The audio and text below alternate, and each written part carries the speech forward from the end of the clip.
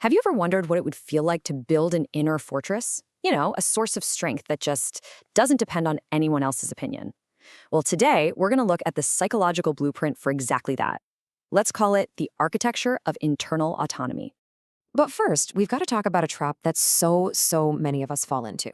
It's this place where our sense of who we are is constantly being, well, outsourced to other people. I mean, really, stop and think about that for a second. You know that feeling, right? That constant, exhausting sense that you have to just keep running, keep performing, all for that little nod of approval from the outside world. And it shows up in all these little ways, doesn't it? The endless scroll, chasing after likes, hopping on the latest trend, whether you even care about it or not, and of course, that quiet, nagging fear of what other people are going to think or say.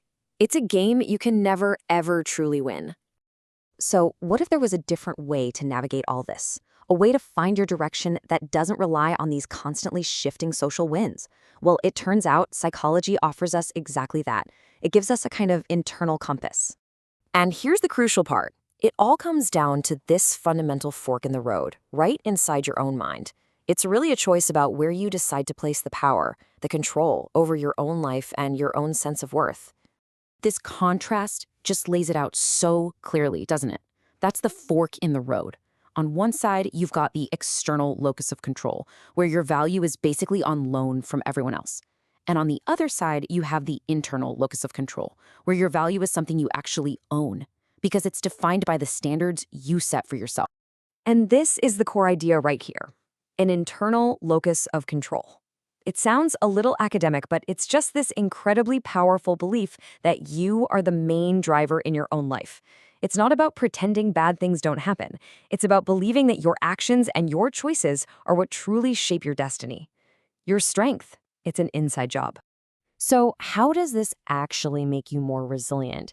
I mean, knowing the concept is one thing, but understanding how it really works in practice, well, that's where the magic happens. Okay, so this is the big promise, right? Becoming immune to social pressure. It sounds amazing. But how? How can just changing a belief in your head lead to something so powerful? This is where that whole architecture idea really clicks. Think about it. First, you stop borrowing everyone else's blueprints. You become the architect and you draw up your own set of standards, your own values. Then you design what success and a good life actually look like to you. And then, this is the most important part, you start building your life based on your design, not what public opinion says it should look like. And when you're living by your own blueprint, all those external things, the trends, the flood of opinions, the social pressure, they don't just disappear, but their role changes. They stop being instructions you have to follow. They just become noise, background noise. I absolutely love this quote because it captures the shift perfectly. The world is no longer this jury sitting in judgment of everything you do. Instead, it becomes a library, a place you can go to, you can browse, you can take what's useful, learn something new, and then you leave and get back to building according to your own plan.